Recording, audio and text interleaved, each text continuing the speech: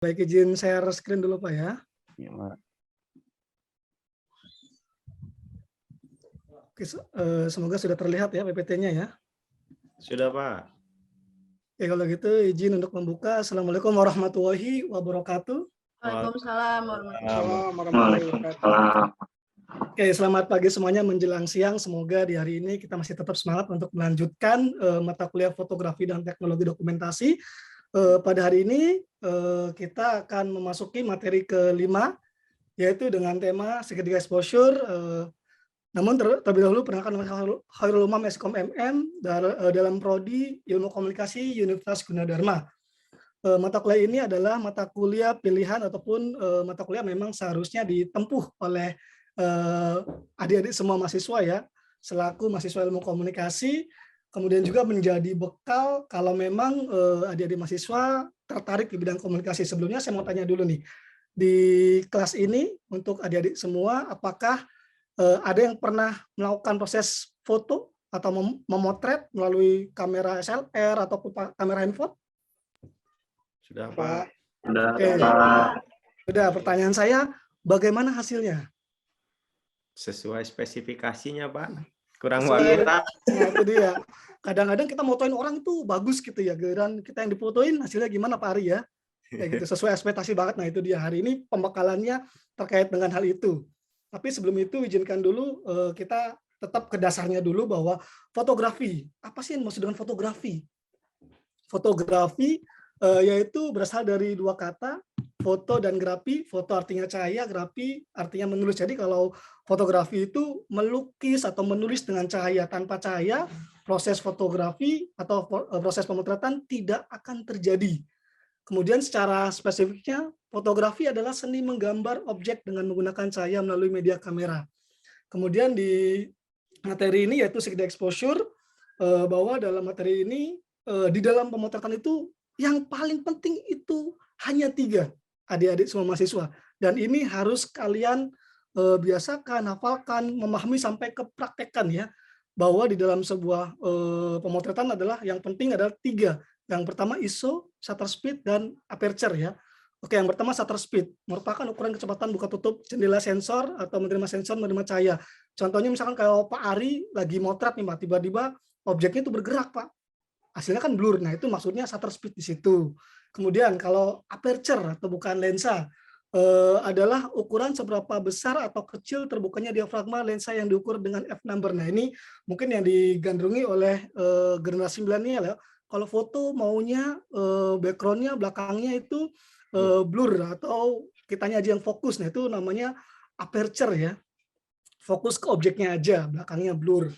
Kemudian yang terakhir ISO. ISO adalah ukuran tingkat sensitivitas sensor kamera terhadap cahaya.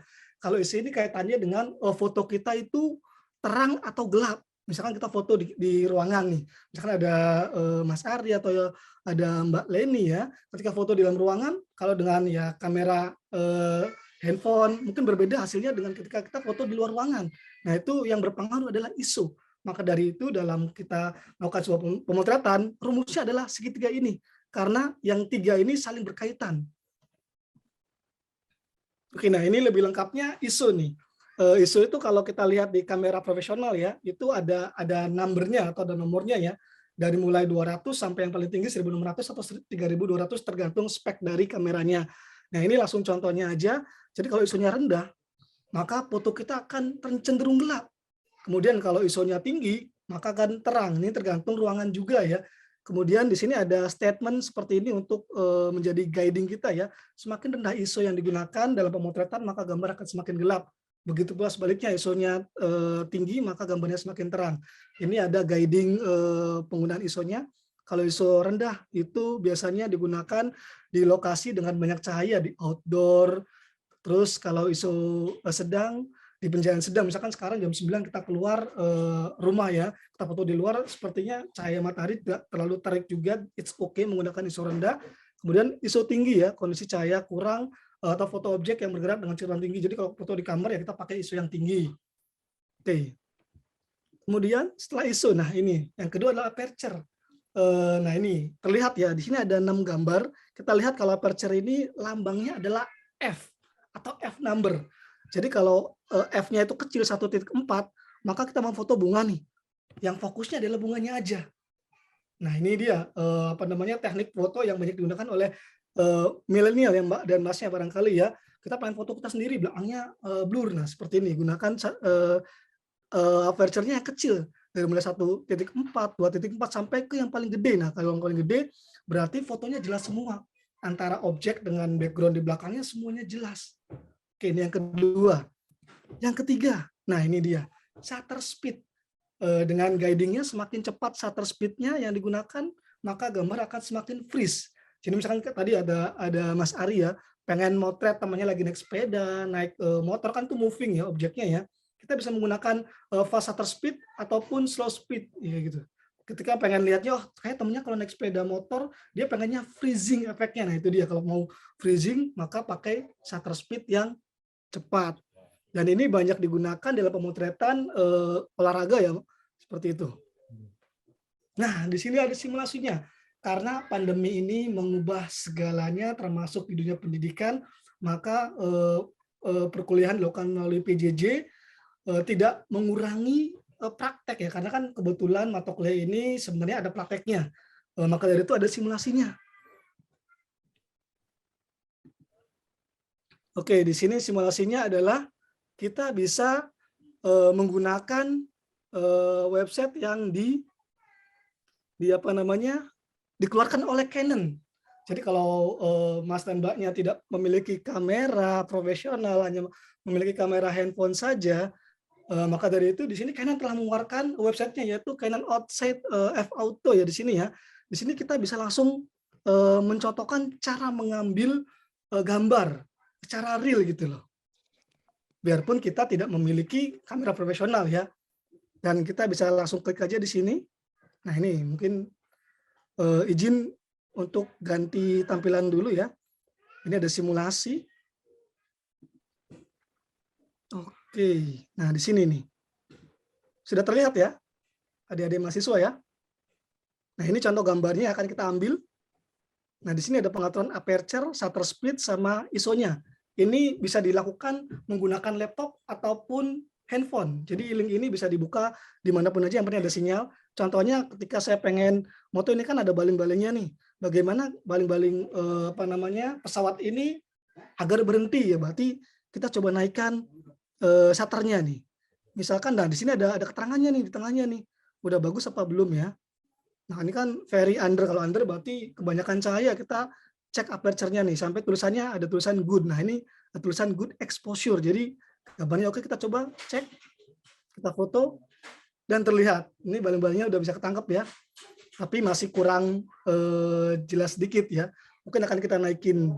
Jadi tinggal di pengaturan di sini tergantung kita akan melakukannya, itu lebih cenderung ke aperture, shutter speed, ataupun ISO. Jadi sesuai dengan keinginan kita selaku fotografer ya, seperti itu.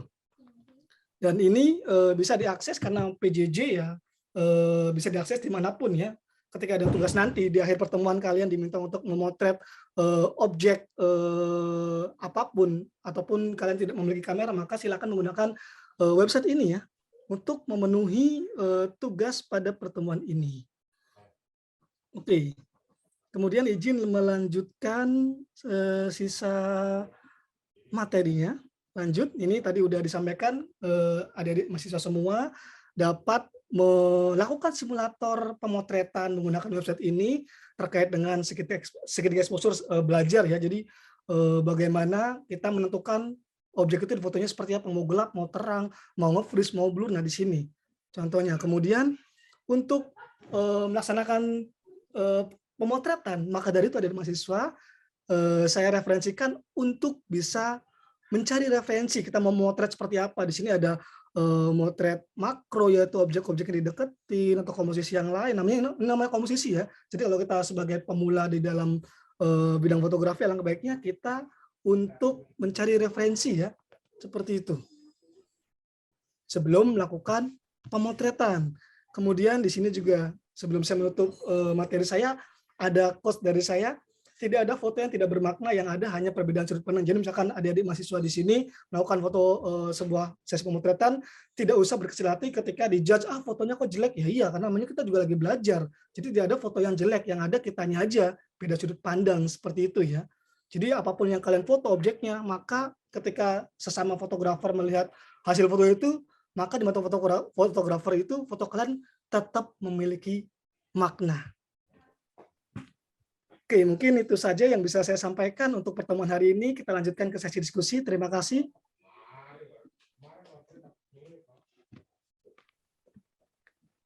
Itu aja Dr. Iwan. Terima kasih materi dari saya. Baik, silakan Pak, lu langsung diskusi, itu ada yang raise hand. Oke, silakan Mas Nur Ahmad Habibi ya. Baik, terima kasih Pak Khairul Umam. Ya. Yang ingin saya tanyakan Pak, untuk parameter seperti ISO, kemudian tadi apa yang speed itu. Shutter speed, ya. Nah, itu kalau untuk kamera HP itu kan sekarang settingannya juga ada ya Pak ya? Iya, betul. Ada di beberapa handphone yang mungkin sudah update, sudah ada.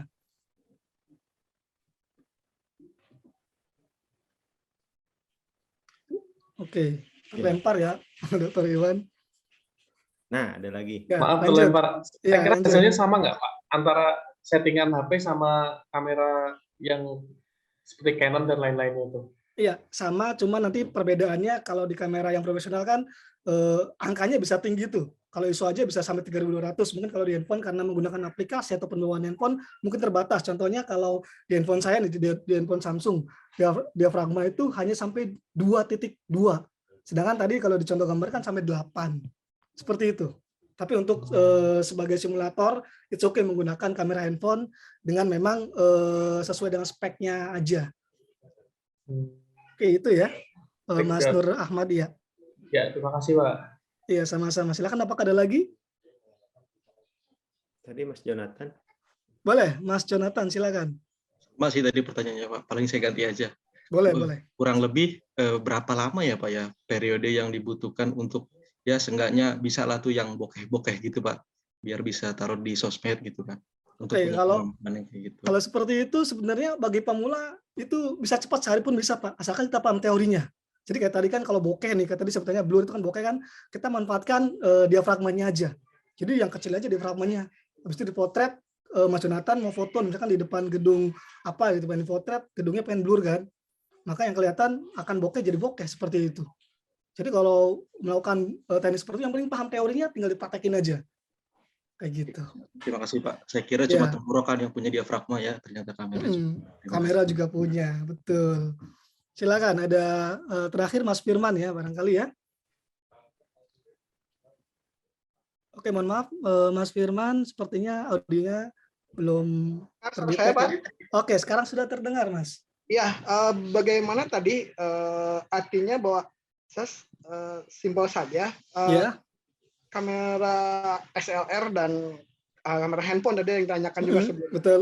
Tapi justru dengan adanya kamera handphone kita secara praktis, jujur aja ya, ada settingan otomatis. Nah, bagaimana tanggapan Mas gitu? Artinya bahwa sebenarnya bisa ya manual dan tidak manual juga HP bisa, tapi karena HP untuk diperuntukkan untuk efektif dan efisien, bagaimana tanggapannya tentang pemotretan yang otomatis gitu di kamera itu sendiri? Terima kasih. Oke, sama-sama. Sebenarnya untuk menjawab pertanyaan Mas Bran ini, di kamera yang Pro pun mirrorless atau SLR ada yang auto. Nah, auto ini digunakan sebagai panduan kita pemula untuk berlatih. Jadi kalau kita mau berlatih foto biar hasilnya bagus, kita pakai mode auto dulu. Setelah mode auto, kita contek tuh ISO-nya berapa, diafragmanya berapa, sama shutter speed-nya berapa. Nah, itu untuk latihan. Kemudian untuk diperuntukkan ya, kalau memang kita memang udah profesional, misalkan kita punya PH ya di bidang fotografi, ya kita pakai manual biasanya. Karena kan biasanya sesuai dengan di lapangannya. Kayak gitu. Kalau kita kebiasaan pakai auto, maka nanti terbatas hasilnya. Kemudian juga sekedar info untuk Mas dan Mbaknya bahwa fotografi ini sudah mata kuliah yang bisa dijadikan sebagai SKPI ya, surat keterangan pendamping ijazah, ada sertifikasinya di BNSP, Badan Nasional Sertifikasi Indonesia, kebetulan di kampus kami ya, di Universitas Gunadarma juga sudah ada. Jadi kalau yang memang mengikuti banget passionnya seperti ini, saya pengen bergerak di bidang fotografi profesional, ya udah, dengan mengikuti prosesnya, udah dapat lisensi, kita bisa diakui secara nasional dan itu SKP-nya berlaku se-Asia Tenggara. Apa kemarin SEA Games ke Vietnam, kita bisa ke sana tuh, kerja di sana, menunjukkan sertifikat BNSP. Itu sekedar info tambahan ya untuk mata kuliah ini. Terima kasih Pak Iwan. Baik, keren sekali. Saya rasa cukup Pak ya. Ini berikan applause ya. Wah, luar biasa Pak. Saya punya kamera di rumah secanggih apapun. Kebetulan kemarin riset burung Pak ya. Kan itu kan mobile. Kemudian yang terbang tinggi kan sulit Pak. Sampai Iya, betul. pakai tele itu yang Tele jarak ya, Pak. yang berapa gitu saya nggak kurang paham. Sampai nyewa fotografernya begitu Pak. Karena Iya. tiap kalau saya yang motret, tiap kali motret burung yang lagi terbang tuh Nggak kelihatan ya, kemana? Pak? Nggak jelas udah ini ya. Tapi Iya. pas ada fotografer dulu saya sewa, itu yang terbang tuh berhenti begitu Nah, diam itu dan dia. jelas Itu tadi semuanya. shutter speed, Pak. Dan lumayan juga Pak ya untuk fee-nya Pak ya. Betul. Di bidang tersebut kan lumayan Pak Betul. kalau fee-nya gitu. Nah ternyata udah dikasih tuh Pak ini settingnya gini. Tetap aja Pak nggak tahu gimana bukan keahlian saya. Iya Ya. betul. Nah itu Tergantung luar interesting biasa masing-masing dan Pak. itu memang sulit ya yang saya rasakan. Betul. Bagaimana take picture yang bagus gitu. Iya betul Pak. Nah ini ternyata kalau menurut saya pernah bukan berdebat ya Pak ya. Saya pernah dengan seorang fotografer. Perasaan nih foto biasa-biasa kata saya. Iya. Tapi beliau mengatakan ini kalau dijual super lakunya fee-nya bisa gede gitu ya. Iya, Cuannya bisa banyak gitu. betul. Apa yang ininya gitu kan dari sudut pandang saya tuh apa gitu tapi ini yang unik katanya. Ini yang bisa lebih mahal daripada yang ini katanya gitu. Nah itu saya kurang paham tapi fotografer paham itu ya. Iya betul Baik Pak. Pak Umam. Soalnya ada ininya Pak, ada kayak komersialisasi. Kita moto nih, Pak Iwan moto nih sebagai fotografer profesional. Nah itu ke klien itu ada kayak komersialnya, ini foto ini mau komersial atau mau private Pak. Jadi cuma Pak Iwan yang akses atau kita bisa jual kembali Pak. Contohnya kan banyak IO yang butuh tuh Pak. Kita jual ke IO lumayan fee-nya tuh Pak. Betul. Nah itu maksudnya seperti itu Pak. Teman saya juga kayak foto-foto nature gitu dijual Pak sampai di apa gitulah nggak tahu saya Iya itu Pak, pokoknya banyak Pak di Shutterlock dijual. online Pak, banyak Shutterlock di online di Google gitu banyak Pak. Kayak kemarin udahnya NFT Pak. Jadi ada website-nya untuk jual beli foto ya Pak. Kalau saya yang jual nggak ada yang beli nanti Pak. Kayak saya yang foto maksudnya gitu ya. Waduh. Bapak pakai jasa kami aja Pak. Bapak kan bagian yang ininya Pak. Bagian bikin bukunya nih Pak. Butuh-butuh foto ya nanti pakai jasa gitu aja Pak. Dan bukunya kan terindeks internasional kan Pak. Betul. Lebih good lagi. Nah itu kemarin yang di apa ya, yang di artikel nasional tuh ditolak karena itu blur Nah, Pak. itu dia Pak. Itu Pak hasil jepretan sendiri. Sampai akhirnya saya nyewa fotografer. Fotografer ya betul Pak. Jadinya ke jurnal nasional deh gara-gara fotonya kurang jelas tuh ya. Iya, Karena Pak. yang Scopus itu memang harus jelas semua. Ya, itu di lampirannya itu seperti itu. Baik Pak Umam, terima kasih nih. Sama-sama Pak Iwan. Pencerahan juga buat saya, nanti saya akan belajar lagi.